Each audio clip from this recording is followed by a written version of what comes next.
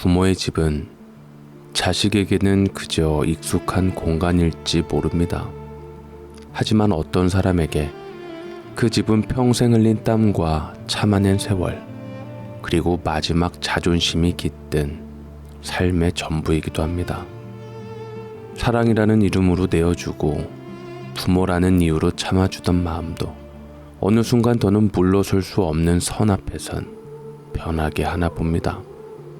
오늘 사연은 자식에게 모든 것을 주고도 끝내 자신의 남은 삶만큼은 지키고 싶었던 한 아버지의 이야기입니다. 그럼 사연 속으로 들어가 보겠습니다.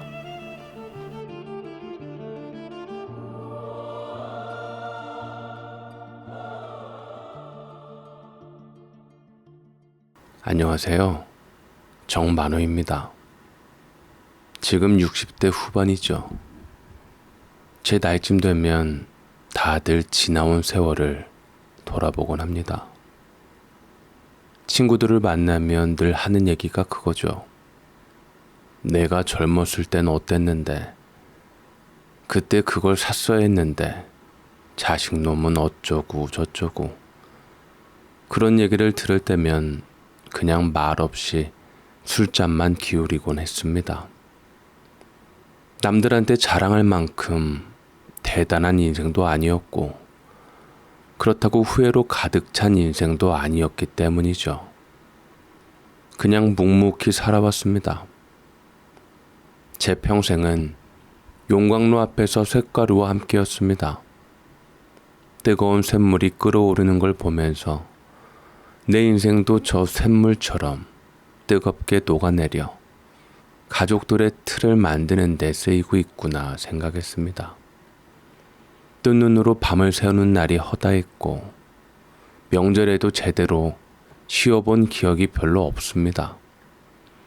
남들처럼 주말에 아이들 손잡고 놀이공원 한번 가주지 못했습니다.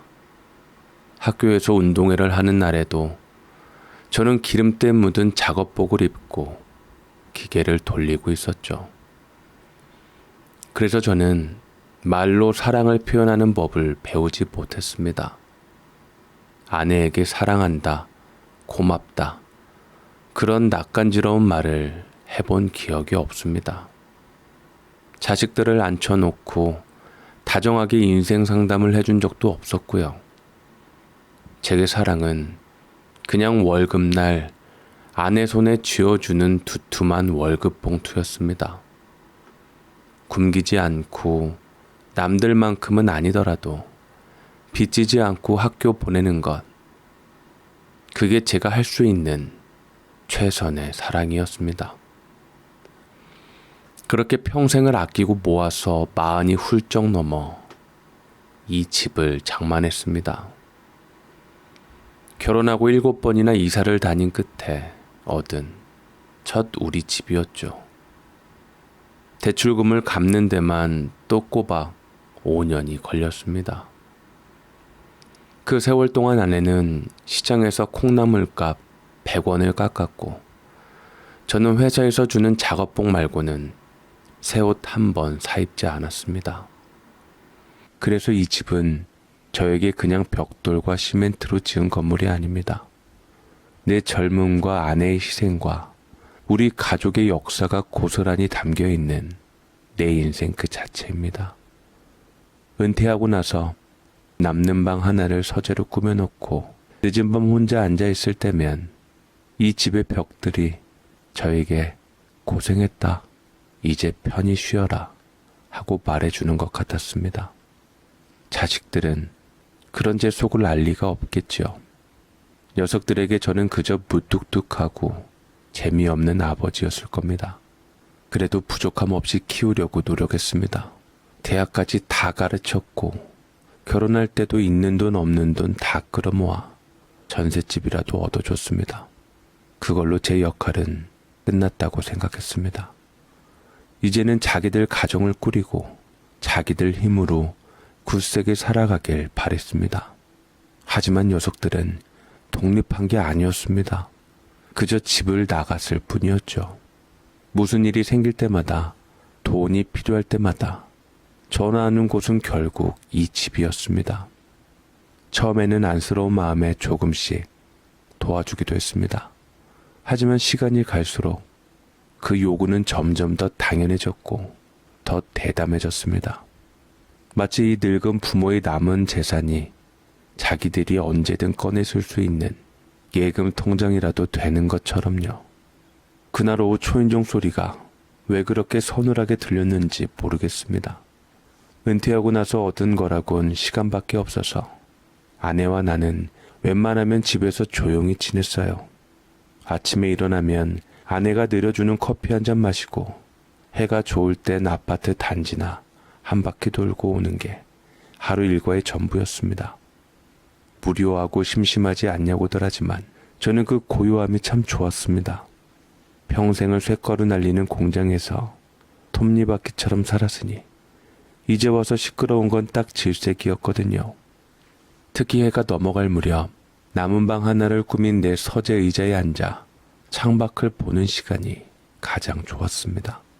저 멀리 보이는 산등성이 위로 노을이 지는 걸 보고 있으면 아등바등 살아온 내 인생도 저렇게 그럭저럭 마무리가 되는구나 싶어 마음이 놓이곤 했습니다. 이 집은 그런 곳이었습니다. 그런데 그날 저녁 그 평온이 깨지는 데는 오랜 시간이 걸리지 않았습니다. 평일 저녁에 찾아올 사람이라고는 없는데 아내가 현관으로 나가 누구냐고 묻더니 곧 아들 녀석의 목소리가 들렸습니다. 연락도 없이 갑자기 웬일인가 싶었죠. 녀석은 안 하던 짓을 다 했습니다. 큼지막한 한우 세트를 들고 왔더군요. 손주 녀석들 먹이라고 해도 모자랄 판에 비싼 걸 뭐하러 사왔냐고 타박을 주니 그냥 한번 사와봤다며 어색하게 웃기만 했습니다. 그때 알아차렸어야 했습니다. 저놈이 빈손으로 오지 않을 때는 반드시 빈손으로 돌아가지 않으려 한다는 것을요. 아내는 오랜만에 아들이 왔다며 신이 나서 저녁을 차렸습니다. 상다리가 휘어지게 차려진 저녁상 앞에서 우리는 별말 없이 밥을 먹었습니다. 아들은 회사 생활이 어떻다, 아이들은 잘 크고 있다, 그런 시시콜콜한 이야기들을 늘어놓았지만 저는 어쩐지 밥알이 모래알처럼 씹혔습니다. 녀석의 눈이 계속 저와 아내를 훑고 있었거든요. 무언가 중요한 말을 꺼내기 전에 상대를 살피는 그런 눈빛이었습니다. 식사가 끝나고 아내가 과일을 깎아 내왔을 때 결국 올 것이 왔습니다. 아들은 헛기침을 두어 번 하더니 입을 열었습니다. 아버지, 어머니, 드릴 말씀이 있습니다. 아내는 무슨 좋은 소식이라도 있냐는 듯 아들을 쳐다봤고 저는 말없이 녀석의 다음 말을 기다렸습니다. 심장이 이유 없이 조금 빨리 뛰는 것 같았어요. 저 회사 곧 그만두려고요. 뭐? 멀쩡한 회사를 왜? 아내의 목소리가 걱정스러우면서도 날이 선체로 올라갔습니다. 그럴 만도 했죠. 대기업은 아니어도 나름 중견기업이었고 월급 한 번 안 밀리고 안정적인 회사였으니까요. 거기다 아들은 전문대학교를 졸업해서 들어가서 회사에 근무한 시간이 꽤나 길기도 했고 그것으로 인해 어느 정도 직급이 있는 상태였는데 갑자기 그만둔다니 부모로서 의아할 뿐이었습니다. 아들은 회사에게 마음이 떠날 대로 떠났던지 다니고 있는 회사가 어렵다느니 구조조정 바람이 분다느니 어차피 1년도 버티기 힘들 거라느니 하는 이유들을 길게 늘어놓았습니다. 그러더니 진짜 하고 싶었던 말을 꺼내더군요. 그래서 이왕 이렇게 된 거 제 사업을 한번 해보려고요. 스포츠용품 대리점인데 자리가 아주 좋게 나왔습니다. 저는 그때까지도 잠자코 있었습니다. 자식이 자기 인생을 걸고 무언가를 해보겠다는데 시작부터 아비가 초를 칠 수는 없는 노릇이니까요. 하지만 불안감은 점점 더 커져만 갔습니다. 그리고 그 불안감은 정확히 현실이 됐습니다. 문제는 투자금이에요. 확실한 사업인데 퇴직금만으로는 턱도 없어서요. 아들은 잠시 말을 끊고 제 눈치를 살폈습니다. 저는 아무 표정 없이 녀석을 바라봤습니다. 아내는 저와 아들 사이의 눈치를 보기에 바빴지요. 그러자 녀석은 에라 모르겠다. 심정으로 결심한 듯 마지막 말을 뱉어냈습니다. 그래서 말인데 아버지, 이 집 파시고 저희랑 합치는 건 어떠세요? 제가 더 넓고 좋은 아파트로 알아볼게요. 가게만 열면 금방 자리 잡을 자신 있습니다. 그럼 두 분 생활비도 넉넉하게 드릴 수 있고요. 어머니는 저희 집에 오셔서 애들 좀 봐주시면 애들 엄마도 나와서 일을 도울 수 있으니 좋잖아요. 그 말을 듣는 순간 귀가 먹먹해졌습니다. 아들이 무슨 말을 더 짓거리는 것 같았는데 하나도 들리지 않았어요. 내 집을 팔자고, 내 평생을 바쳐서 허리띠를 졸라매고 대출금을 갚아가며 겨우 온전히 내 것으로 만든 이 집을 팔자고 하는 것이었지요. 그리고는 자기들 집에 들어와서 손주나 돌보는 늙은이로 살라고 말이지요. 이제까지 낳아주고 길러주고 공부시켜줬더니만 고작 부모한테 하는 말이 그런 것뿐이었습니다. 딱 봐도 자식 농사는 실패한 것 같은 기분이 들더라고요. 가슴이 답답하고 먹먹해져서 아들의 얼굴을 가만히 쳐다봤습니다. 저놈은 지금 자기가 무슨 말을 하고 있는지 알고는 있는 걸까? 저 말에 담긴 의미가 얼마나 잔인한 것인지 정말 모르는 걸까? 아들의 얼굴에는 오직 자신의 계획에 대한 기대감과 절박함만 가득했습니다. 거기에는 늙은 아비의 남은 인생에 대한 존중이나 배려 같은 건 눈꽃만큼도 찾아볼 수 없었습니다. 아내는 여전히 어쩔 줄 몰라 하며 내 눈치만 보고 있었고, 아들은 내 대답을 기다리고 있었습니다. 입안이 바싹 마르고 방금 먹은 저녁이 목구멍으로 다시 넘어올 것 같았습니다. 저는 과일 접시 옆에 놓인 찻잔을 들어 차가운 물을 한 모금 마셨습니다. 그리고 아주 천천히 하지만 분명하게 말했습니다. 안 된다. 그 세 글자를 뱉는데 온몸의 힘이 다 빠져나가는 것 같았습니다. 내 대답에 아들의 얼굴이 순간 굳어지는 게 보였습니다. 아마 거절당할 거라고는 전혀 예상하지 못한 모양이었어요.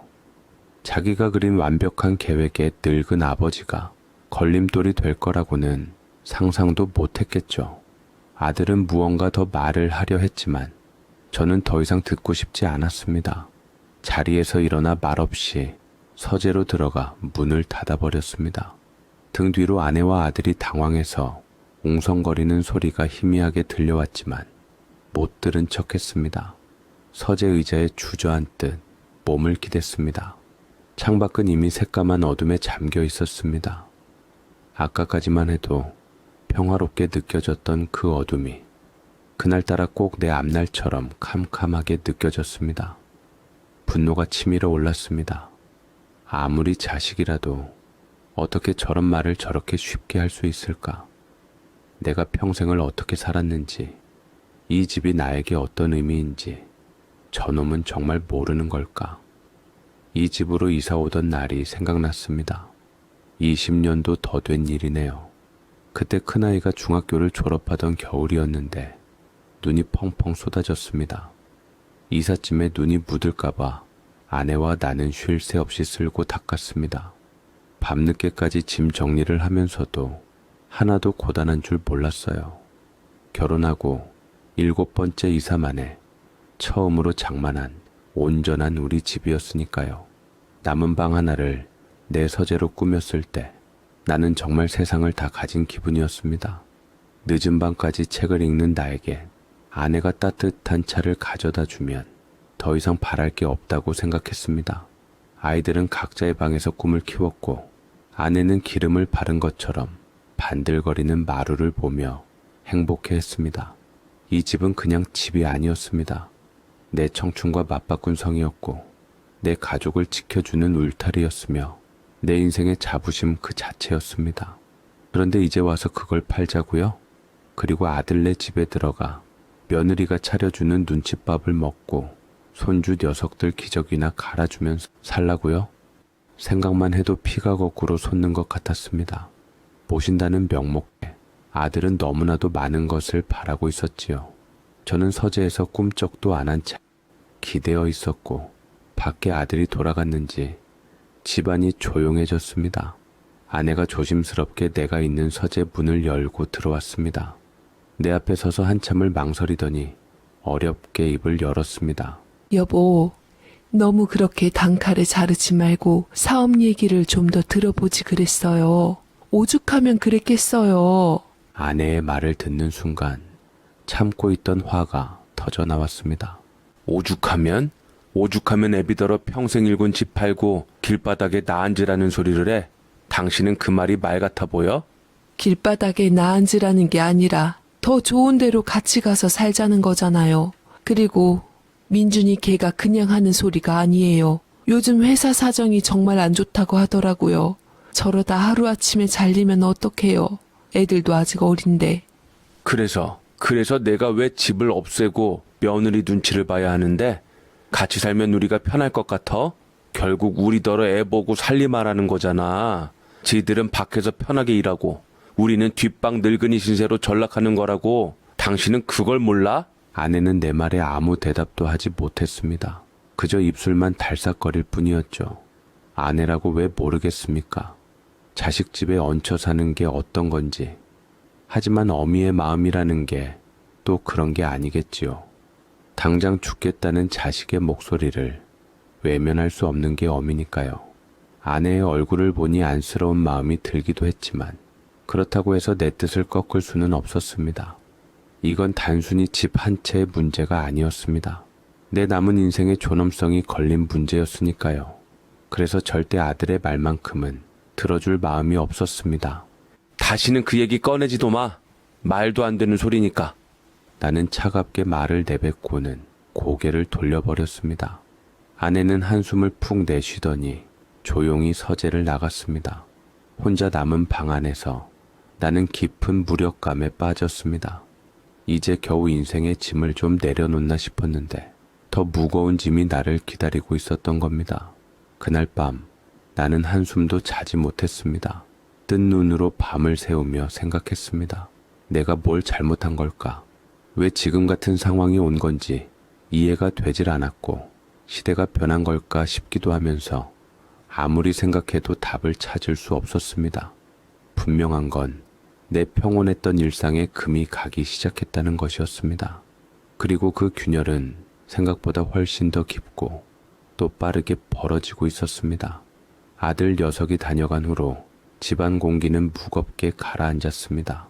아내는 내 눈치를 보며 아들 얘기를 더는 꺼내지 않았지만 통화하는 목소리에 한숨이 섞여 나오는 걸 모를 수는 없었습니다. 나 역시 마음이 편치 않았습니다. 모질게 내치긴 했지만 막다른 길에 몰린 자식의 얼굴이 눈앞에 어른거리는 건 어쩔 수 없는 일이었습니다. 그래도 어쩌겠습니까?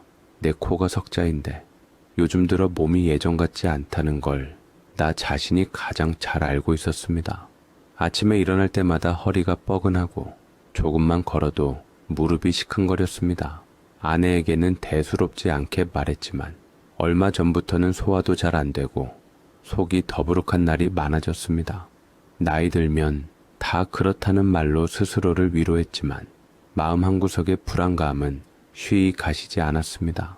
그런 와중에 이번에는 딸에게서 전화가 왔습니다. 평소에 자식들 돌보느라 전화 한 통 없었던 딸이었는데 간만에 전화 와서 내심 반갑기도 했습니다. 아빠, 나 선정인데 주말에 할 얘기가 있으니까 집에 잠깐 들를게요.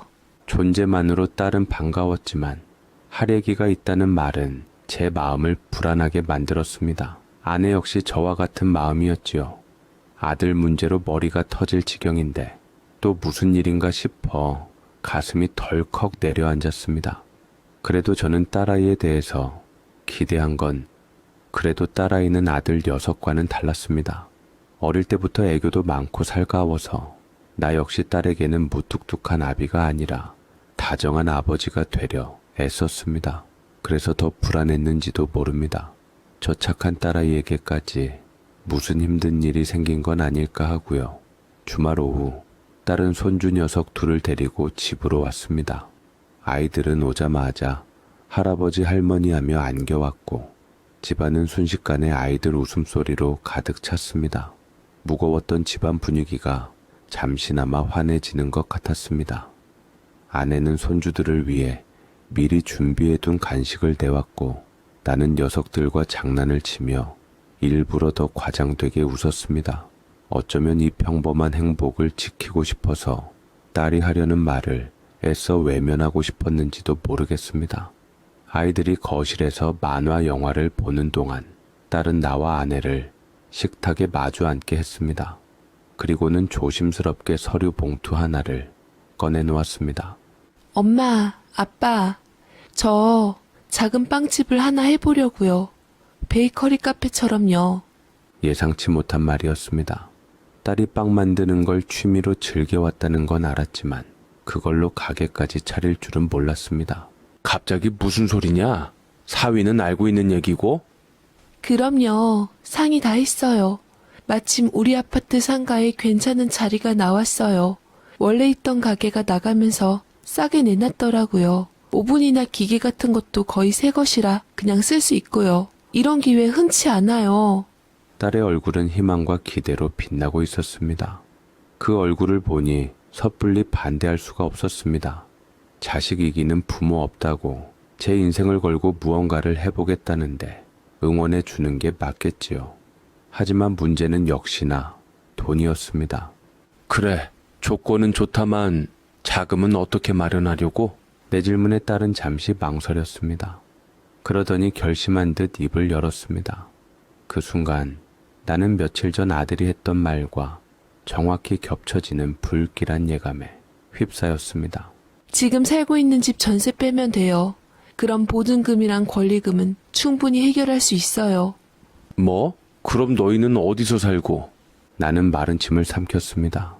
제발 내가 생각하는 그 말이 아니기만을 바랐습니다. 하지만 내 바람은 여지없이 무너졌습니다.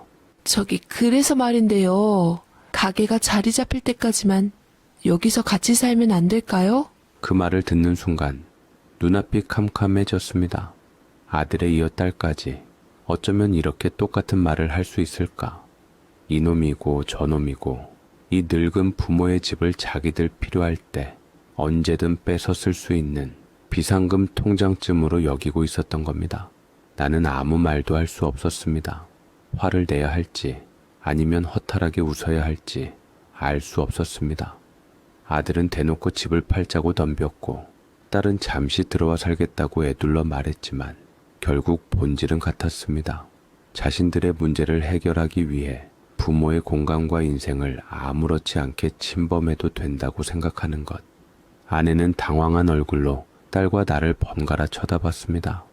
딸은 내 표정을 살피며 다급하게 덧붙였습니다. 아빠, 정말 잠깐이면 돼요. 1년, 아니 2년만 고생하면 자리 잡을 수 있어요. 그럼 저희가 따로 집 얻어서 나갈게요. 네? 빵집 하려면 새벽부터 나가야 하는데 엄마가 애들 등교 좀 시켜주시면 저도 마음 편하게 일에만 집중할 수 있잖아요. 아들과 똑같은 말이었습니다. 결국 이 늙은 부모는 너희들 뒤치다거리나 하라는 소리였습니다. 며칠 전 아들에게 느꼈던 배신감이 다시 한번 온몸을 휩쌌습니다. 하지만 이번에는 분노보다 더 깊은 슬픔이 밀려왔습니다. 내가 평생을 바쳐 키운 자식들이 어쩌다 나를 이렇게까지 무력하게 만드는 존재가 되어버렸을까? 거실에서는 아이들이 만화 영화 주제가를 따라 부르는 소리가 명랑하게 들려왔습니다. 그 해맑은 소리가 식탁에 앉아있는 우리 세 사람의 무거운 침묵과 뒤섞여 기괴하게 울렸습니다. 나는 대답 대신 굳은 얼굴로 창밖만 바라보았습니다. 이제 이 집은 더 이상 내 인생의 평온한 정류장이 아니었습니다. 자식들의 욕망이 부딪히는 치열한 전쟁터가 되어버리고 말았습니다. 딸까지 다녀간 후 정말이지 머리가 터질 것 같았습니다. 아들놈의 딸년까지 둘이 약속이나 한 것처럼 번갈아가며 나를 몰아붙이니 버틸 재간이 없었습니다. 밤에 잠도 제대로 못 잤습니다. 자려고 누우면 아들 녀석의 절박한 얼굴이 떠올랐다가 딸의 서운해하던 표정이 겹쳐졌습니다. 그러다 보면 나도 모르게 한숨이 나오고 가슴이 답답해졌습니다. 스트레스를 받아서 그런지 없던 증상까지 생기는 것 같았습니다. 원래도 가끔 하던 마른 기침이 더 잦아졌고 밥맛도 뚝 떨어졌습니다. 억지로 몇 술 뜨고 나면 속이 더부룩해서 소화도 잘 안 됐고요. 아내는 내 얼굴을 보더니 낯빛이 왜 이렇게 안 좋아요? 살도 빠진 것 같네. 라며 걱정했습니다. 그러던 채 동네 기원에서 가끔 바둑 두던 박 영감을 만났습니다. 늘 허허 웃던 사람이었는데 그날따라 얼굴에 그늘이 져 있더라고요. 바둑 두는 내내 한숨만 푹푹 쉬길래 끝나고 제가 먼저 막걸리나 한잔 하자고 했습니다. 몇 잔 들어가니 박 영감이 기다렸다는 듯 속을 털어놓았습니다. 나도 이번에 치킨집 차린다는 아들에게 하나뿐인 집을 팔아서 대줬어. 아들은 당장이라도 성공해서 큰 아파트 사줄 것처럼 큰 소리를 쳤는데 가게는 반년도 못 버티고 망했다더라고. 지금은 아들 내외랑 손주들까지 6식구가 단칸방에서 사는데 내가 마음이 좋질 않어. 거기다 사업 망한 아들은 매일 술 마시고 들어와 물건을 집어 던지는데 이러다 조만간 사람까지 잡겠어. 박영감은 술 기운이 들어가서 술술 뱉기 시작하며 마음이 아파서 우는데 그 퀭한 눈을 보니 남의 일 같지가 않았습니다. 꼭 내 미래를 보는 것 같았어요. 그렇게 이런저런 서로 고민을 얘기하다가 거하게 취해 박 영감과 헤어지려는데 그가 내 팔을 붙잡고 말했습니다. 여보게 정영감, 내 꼴 보지 말고 자네는 절대 자식놈들한테 집 넘겨주지 말게. 그리고 아까부터 보니 기침이 심상치 않은데 꼭 병원에 한번 가보게. 내 남일 같지 않아서 하는 말이야. 박 영감의 말을 들으니 더 불안해졌습니다. 자식들 문제도 문제지만 당장 내 몸이 아프면 모든 게 끝장이니까요. 박 영감처럼 길바닥에 나앉기 전에 내 몸부터 챙겨야겠다는 생각이 들었습니다. 그래서 며칠 뒤 아내에게는 기원에 간다고 둘러대고 혼자 몰래 종합병원을 찾아갔습니다. 접수를 하고 엑스레이를 찍고 피를 뽑고 검사 결과가 나올 때까지 기다리는 시간이 꼭 10년처럼 느껴졌습니다. 한참 후에 내 이름이 불렸고 나는 굳은 얼굴로 진료실에 들어갔습니다. 의사는 내 엑스레이 사진을 불빛에 비춰보며 한참을 들여다보더니 빙긋 웃으며 말하더군요. 아버님, 걱정 안 하셔도 되겠습니다. 폐는 아주 깨끗하신데요. 네? 그런데 왜 이렇게 기침이 나고... 요즘 스트레스 받는 일 있으셨어요? 검사 결과로는 아무 이상 없습니다. 나이 드시면서 생기는 자연스러운 증상에 신경성 식욕부진이 겹친 것 같네요. 마음 편히 가지시고 식사 잘 챙겨 드세요. 의사의 말을 듣는 순간 온몸에 힘이 탁 풀렸습니다. 다행이다. 정말 다행이다. 며칠 뒤 기원에서 다시 박 영감을 만났습니다. 덕분에 병원 잘 다녀왔네. 다행히 최근에 스트레스를 받아서 그랬나 보더라고. 그래도 자네 말 듣고 다녀오니 안심이 되네. 고맙네. 하고 넌지시 말해주었습니다. 박 영감은 큰 병 아니라 다행이라며 자기 일처럼 기뻐했습니다. 하지만 그렇게 집으로 돌아오면서 문득 다른 생각이 들었습니다. 나는 내가 아프지 않다는 걸 이제 알았다. 하지만 아내와 자식들은 모른다. 그들은 내 기침 소리와 빠진 살만 보고 걱정하고 있다. 그 생각이 들자 머릿속이 번쩍하는 것 같았습니다. 박 영감의 퀭한 눈, 집을 팔아달라던 아들의 얼굴, 들어와 살겠다던 딸의 얼굴이 차례로 스쳐 지나갔습니다. 말로는 저놈들을 이길 수 없다. 하지만 만약에 내가 정말 아픈 것처럼 보인다면 이건 기회일지도 모른다. 하늘이 나에게 준 마지막 기회. 그날 이후 나는 결심했습니다. 의사의 진단서는 내 머릿속에만 묻어두기로, 그리고 내 몸에 나타나는 이 사소한 증상들을 최대한 이용하기로 했습니다. 병원에 다녀온 다음 날부터 제 행동이 좀 달라졌습니다. 이전에는 정말 몸이 안 좋아서 그랬던 거지만 이제부터는 제가 일부러 그러는 거였죠. 내가 아프지 않다는 건 세상에 나 하나만 아는 비밀이니까요. 그게 저를 좀 대담하게 만들었던 것 같습니다. 어떤 사람들은 물을지도 모릅니다. 왜 아내한테까지 말을 안 해냈냐고. 평생을 같이 산 사람인데 둘이 같이 자식들을 상대하면 더 쉽지 않았겠냐고요. 저라고 왜 그런 생각을 안 해봤겠습니까? 하지만 그럴 수는 없었습니다. 이건 나 혼자만의 죄로 끝나야 하는 일이었습니다. 만약 아내가 이 사실을 알게 되면 아내도 자식들 앞에서 거짓말을 해야 합니다. 평생 정직하게 살아온 사람한테 자식 얼굴 보고 사기극을 벌이는 공범이 되라고 할 수는 없는 노릇이었습니다. 그리고 솔직히 말해서 이 연극이 진짜처럼 보이려면 아내의 걱정이 진짜여야만 했습니다. 자식들은 내 말보다 자기 엄마의 수심 가득한 얼굴과 깊은 한숨을 보고 내 상태가 심각하다고 믿게 될 테니까요. 아내에게는 미안한 일이지만 아내의 그 진심 어린 걱정이 내 거짓말을 완성시켜줄 가장 중요한 무기였습니다. 그래서 저는 아내에게도 입을 닫았습니다. 병원에서 받아온 약봉지는 서랍 깊숙이 넣어버렸습니다. 대신 제 증상들을 좀 더 티 나게 하기 시작했습니다. 기침이 제일 만만했습니다. 원래도 가끔 하던 마른 기침을 일부러 더 심하게, 더 아픈 사람처럼 했습니다. 특히 아내가 옆에 있거나 자식들이랑 통화할 때면 목에 뭐가 걸린 것처럼 콜록거렸습니다. 그러고는 아무 일 없다는 듯 괜찮아. 그냥 목이 좀 칼칼해서 하고 말했죠. 밥 먹을 때가 제일 중요했습니다. 평생 밥심으로 산 사람인데 일부러 밥을 반도 안 먹고 수저를 내려놨습니다. 아내가 애써 만든 반찬에는 일부러 손도 안 댔습니다. 왜 이렇게 밥을 안 먹어요? 입맛이 없어요?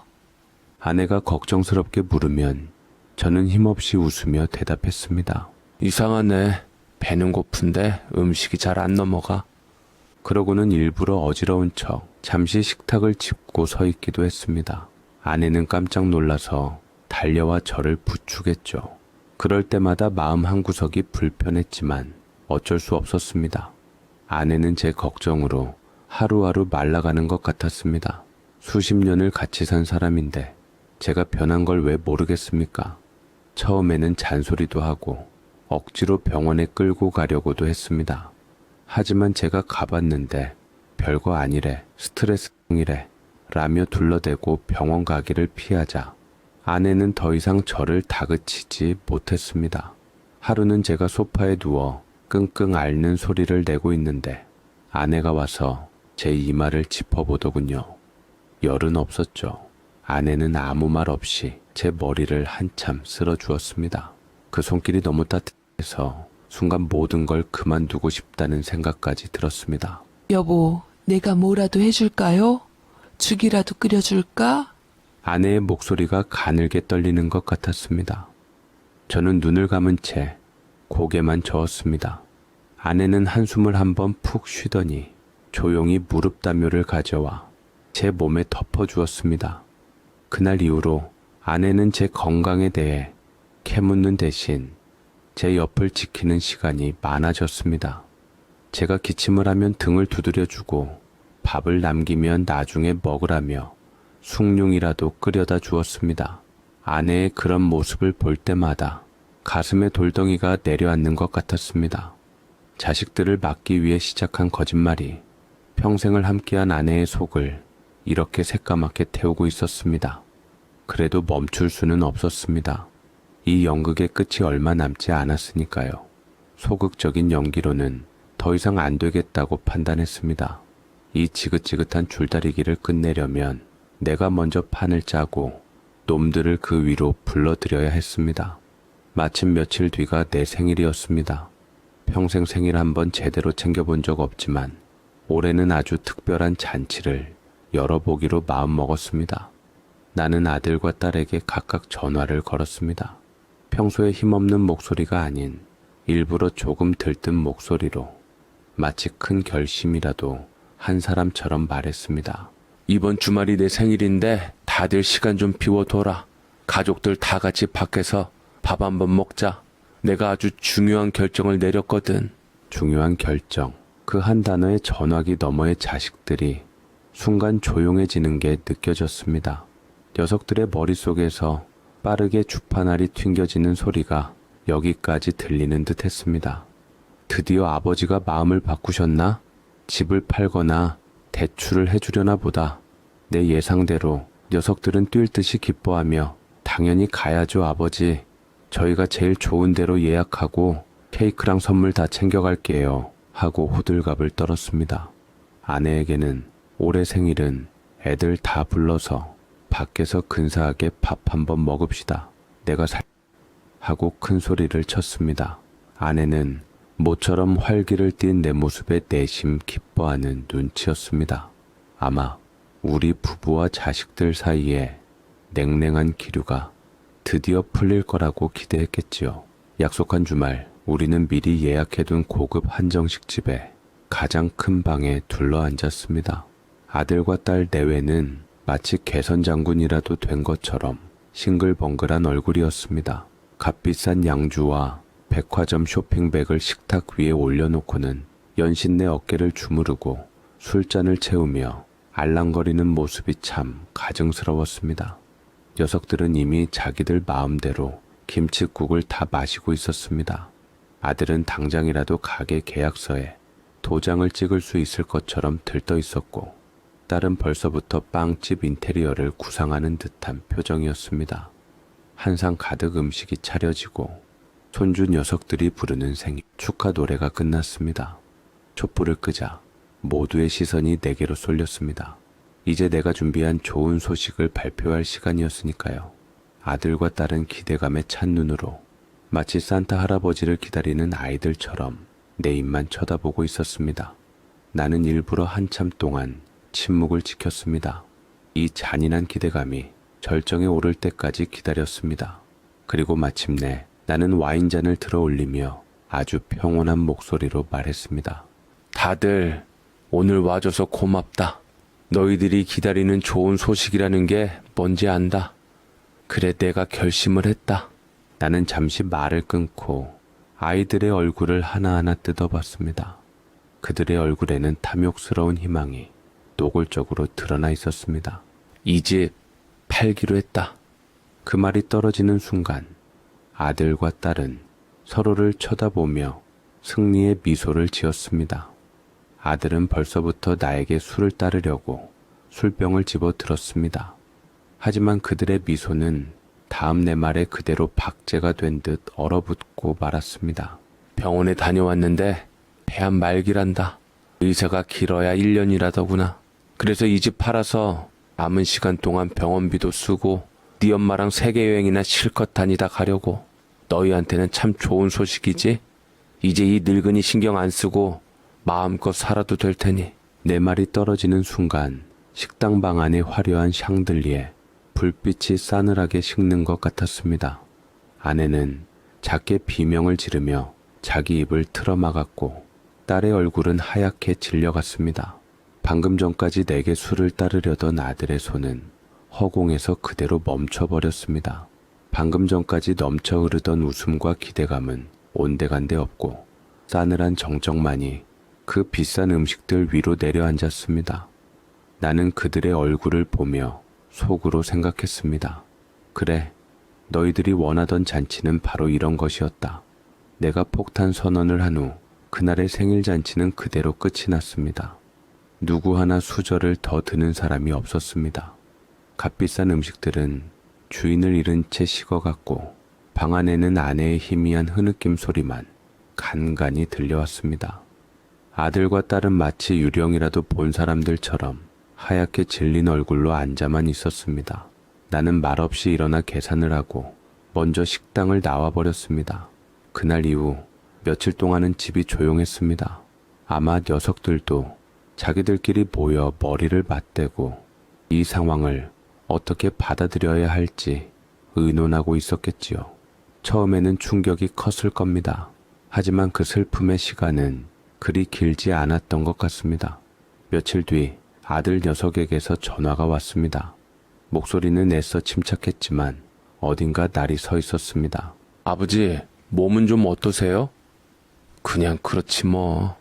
다름이 아니라 저희가 아무리 생각해봐도 아버지 혼자 그렇게 결정하실 일이 아닌 것 같습니다. 병원에 저희도 같이 가봐야겠습니다. 됐다. 너희는 알 거 없다. 내가 알아서 한다. 아버지, 왜 자꾸 저희를 피하세요? 저희도 자식인데 아버지가 어느 병원에 다니시는지 담당 의사가 누군지는 알아야 할 거 아니에요. 아들의 목소리가 점점 커졌습니다. 나는 여전히 힘없는 목소리로 둘러댔지만 아들은 내 말을 자르고 들어왔습니다. 참 아버지, 저번에 동네 왔다가 아파트 앞에서 박영감 할아버지를 만났어요. 아버지 걱정을 많이 하시던데요. 순간 심장이 덜컥 내려앉았습니다. 박영감을 만났다고? 네, 영감님이 그러시더라고요. 아버지가 기침이 심해서 자기가 억지로 병원에 가보시라고 등을 떠밀었다고요. 그런데 며칠 뒤에 다시 만났더니 아버지께서 검사 결과 아무것도 아니었다고 그냥 스트레스성이었다고 하셨다면서요? 그러면서 정말 다행이라고 하시던데? 이거 어떻게 된 거예요? 전화기 너머로 흐르는 잠시의 침묵. 그 침묵 속에서 나는 아들이 무슨 말을 하고 싶은지 똑똑히 알 수 있었습니다. 녀석은 지금 나를 신문하고 있었습니다. 옆에서 듣고 있던 딸이 수화기를 빼앗아 들었습니다. 딸의 목소리는 울음기 대신 차가운 분노가 서려 있었습니다. 아빠, 이제 그만하세요. 저희가 바보인 줄 아세요? 박영감 할아버지 말씀이 맞잖아요. 아빠 아픈 거 아니잖아요. 그렇죠? 녀석들은 내 건강을 걱정하는 게 아니었습니다. 내 말이 진짜인지 거짓말인지 그것을 확인하고 싶어 안달이 나 있었던 겁니다. 그리고 이제 그들은 박영감이라는 확실한 증거까지 손에 쥐었습니다. 그들에게 내 죽음은 슬픔의 대상이 아니라 자신들의 계획을 망가뜨린 성가신 변수일 뿐이었습니다. 이제 내 거짓말이 거의 드러났다고 확신하자 녀석들은 마지막 확인 사살을 위해 나를 병원으로 끌고 가려 했던 겁니다. 전화기 너머로 자식들의 다그침을 들으며 나는 서글픔보다 차가운 분노가 치밀어 오르는 것을 느꼈습니다. 내가 평생을 바쳐 키운 자식들이 이제는 아비의 목숨을 담보로 진실 게임을 벌이려 하고 있었습니다. 그래, 좋다. 너희들이 원하는 대로 해주마. 너희들이 그토록 확인하고 싶어하는 그 진실을 너희들 눈앞에서 똑똑히 보여주마. 나는 자리에서 일어나 단호하게 말했습니다. 알겠다. 그렇게들 내 말을 못 믿겠으면 너희들 손으로 직접 확인해봐라. 내일 아침에 내 진단받은 그 병원으로 같이 가주마. 다음날 아침 나는 잠을 설친 탓에 몸이 무거웠습니다. 하지만 일부러 더 꼿꼿하게 허리를 펴고 옷장 깊숙한 곳에서 가장 좋은 옷을 꺼내 입었습니다. 낡았지만 유일하게 몸에 잘 맞는 양복이었습니다. 아침 식탁에서 아내는 아무 말 없이 내 밥그릇 위에 생선살을 발라 올려주었습니다. 그 손길이 유난히 떨리는 것 같았습니다. 눈치 빠른 아내는 얘기가 엇갈리자 아마 모든 것을 예감하고 있었을 것 같지만 제게 확인차 한 번 더 물어봤습니다. 저는 아내에게 그제서야 솔직하게 말을 할 수밖에 없었고 왜 아내를 속일 수밖에 없었던지도 같이 얘기를 해주니 아내는 다행히 고개를 끄덕이며 저를 이해하는 듯 하더라고요. 그리고 오늘 무슨 일이 벌어질지 그리고 그 끝이 어떨지 아내는 나에게 아무것도 묻지 않았습니다. 그저 현관을 나서는 내 등을 한참 동안 바라보다가 조심해서 다녀와요 라는 말만 건넬 뿐이었습니다. 그 목소리가 꼭 다시는 못 볼 사람을 배웅하는 소리처럼 들렸습니다. 약속한 시간이 되자 아들과 딸이 집으로 왔습니다. 들이닥쳤다는 표현이 맞을 겁니다. 녀석들은 마치 죄인을 연행하러 온 형사들처럼 굳은 얼굴로 나를 위아래로 훑어봤습니다. 내가 말끔하게 차려입은 모습을 보고는 두 사람의 눈빛이 순간 더 차가워지는 것을 느꼈습니다. 시한부라더니 꼴은 아주 좋으시네. 그 눈빛이 그렇게 말하고 있었습니다. 아들 녀석이 운전하는 채 올라탔습니다. 나는 조수석에 딸은 뒷자리에 앉았습니다. 차 문이 쾅 하고 닫히는 순간 우리는 세상과 완전히 단절된 작은 섬이 되었습니다. 차가 출발하고 병원으로 향하는 내내 차 안에는 무거운 침묵만이 흘렀습니다. 라디오 소리조차 나지 않았습니다. 나는 창밖으로 빠르게 지나가는 어제와 다를 바 없는 평범한 풍경들을 멍하니 바라봤습니다. 저 사람들은 무슨 걱정을 하며 살까? 저 사람들도 자식 때문에 속이 새까맣게 타들어가고 있을까? 아들은 오직 정면만 응시한 채 운전대를 꽉 쥐고 있었고 딸은 뒷자리에서 휴대폰만 만지작거렸습니다. 하지만 나는 알고 있었습니다. 녀석들이 백미러와 룸미러를 통해 끊임없이 나를 감시하고 있다는 것을. 내가 혹시라도 아픈 기색을 보이는지 아니면 불안한 표정을 짓는지 그 모든 것을 놓치지 않으려는 날카로운 시선이 느껴졌습니다. 그 숨막히는 침묵 속에서 나는 생각했습니다. 내가 대체 뭘 그렇게 잘못했을까? 평생을 처자식 먹여 살리느라 쇳가루 마셔가며 일했고 남들 하는 것처럼 재테크 한번 못하고 악착같이 돈을 모아 이 집 한 채를 장만했습니다. 이제 겨우 등 좀 펴고 사나 싶었는데 다 키워놓은 자식들이 이제는 내 마지막 남은 숨통까지 조여오고 있었습니다. 나는 힐끗 운전대를 잡은 아들의 얼굴을 쳐다봤습니다. 굳게 담은 입술, 잔뜩 힘이 들어간 턱. 저놈은 지금 무슨 생각을 하고 있을까? 정말 내 건강을 1%라도 걱정하고 있을까? 아니면 아비의 거짓말을 어떻게든 밝혀내서 원래 계획대로 사업 자금을 뜯어낼 궁리만 하고 있을까? 뒷자리에 앉은 딸의 얼굴도 룸미러를 통해 보였습니다. 창밖을 보는 척하고 있었지만 그 눈은 초조하게 떨리고 있었습니다. 아비가 암에 걸렸다는 슬픔보다는 가게를 열 수 없게 될지도 모른다는 불안감이 더 커 보였습니다. 어쩌면 저 아이는 지금 아비의 병원비로 나갈 돈을 계산하고 있는지도 모를 일이었습니다. 그 순간 나는 깨달았습니다. 이 싸움은 내가 이길 수밖에 없는 싸움이라는 것을. 왜냐하면 저들에게는 잃을 것이 돈과 기회뿐이지만 내게는 잃을 것이 내 남은 인생 전부이기 때문입니다. 절박함의 무게가 달랐습니다. 나는 마음속으로 마지막 계획을 정리했습니다. 병원에 도착하면 예전에 진료받았던 그 의사를 찾아갈 것이다. 그리고 녀석들이 보는 앞에서 내 입으로 직접 이 모든 연극의 막을 내릴 것이다. 더 이상 저들의 의심과 기만 속에서 살고 싶지 않았습니다. 차라리 내 손으로 모든 것을 부셔버리는 한이 있더라도 진실을 마주해야 했습니다. 차가 병원 주차장으로 들어서는 것이 느껴졌습니다. 나는 천천히 안전벨트를 풀었습니다. 심장이 이상할 정도로 차분하게 뛰고 있었습니다. 이제 곧 내 인생에서 가장 길고 끔찍했던 연극이 끝날 시간이었습니다. 병원에 들어서자 특유의 소독약 냄새가 코를 찔렀습니다. 나는 잠시 걸음을 멈추고 심호흡을 한번 했습니다. 아들과 딸은 내 양옆에 바짝 붙어서 마치 내가 도망이라도 칠까봐 감시하는 교도관처럼 굴었습니다. 어느 과로 가실 거예요? 의사 선생님 성함은요? 아들이 재촉하듯 물었습니다.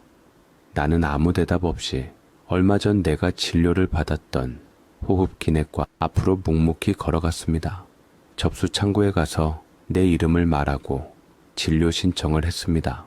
간호사는 나를 알아보고는 오늘은 어쩐 일로 오셨어요? 지난번에 괜찮다고 하셨는데 하고 물었습니다. 나는 간호사의 말을 못 들은 척 대기실 의자에 털썩 주저앉았습니다. 내 옆으로 아들과 딸이 그림자처럼 따라와 앉았습니다. 대기 시간은 길지 않았지만 꼭 영원처럼 느껴졌습니다. 우리는 아무 말도 하지 않았습니다. 그저 각자의 머릿속에서 벌어질 거대한 전쟁을 준비하고 있을 뿐이었습니다. 드디어 전광판에 내 이름이 뜨고 진료실 문이 열렸습니다. 나는 먼저 안으로 들어갔고 아들과 딸이 바로 뒤따라 들어왔습니다. 의사는 나를 보고 반갑게 인사하려다 내 뒤에 험악한 얼굴로 서 있는 두 사람을 보고는 표정이 약간 굳었습니다. 아버님, 오늘은 보호자분들이랑 같이 오셨네요. 어디 불편하셔서 오셨어요? 지난번 약은 다 드셨어요? 의사의 말이 채 끝나기도 전에 아들이 앞으로 불쑥 나서며 물었습니다. 선생님, 저희 아버지 진료 차트 좀 볼 수 있을까요? 네? 환자 본인 동의 없이는 힘듭니다. 저는 동의합니다. 내가 나지막이 말했습니다. 의사는 나와 아들을 번갈아 쳐다보더니 마지못해 컴퓨터 화면을 들여다보기 시작했습니다. 아들은 참을성 없다는 듯 의사의 책상을 손가락으로 탁탁 치며 다시 물었습니다. 선생님, 저희 아버지가 폐암 말기라고 하셨다는데 그게 사실입니까? 저는 도저히 믿을 수가 없어서요. 아버지가 폐암 말기라고 생각해 본 적이 한 번도 없거든요. 낯빛도 좋으시고요. 정만호 환자가 폐암 말기라고 했다고요? 그 질문에 의사의 동그랗던 눈이 더 동그래졌습니다. 그 사람은 황당하다는 표정으로 컴퓨터 키보드를 두닥거리더니 한참이나 뭔가를 찾아보았고 이내 모니터와 내 얼굴을 번갈아 쳐다봤습니다. 검사 소견으로는 폐암 말기 증상은 없으신데요. 아무래도 뭔가 오해를 하셨나 봅니다. 아버님은 지난번에 검사했을 때 폐는 아주 깨끗하셨는데요. 스트레스성 증상 외에는 아무 문제 없으셨습니다. 의사의 말이 떨어지는 순간 진료실 안의 모든 소리가 멎는 것 같았습니다. 나는 조용히 눈을 감았습니다. 드디어 끝이구나. 아들과 딸의 얼굴을 보지 않아도 알 수 있었습니다. 그들의 얼굴이 지금 어떻게 변해가고 있을지 충격, 그리고 배신감, 마지막으로 차갑게 타오르는 분노, 딸의 입에서 하고 기가 막힌다는 듯한 탄식이 새어나왔습니다. 아들은 주먹을 꽉 쥐고 부들부들 떨고 있었습니다.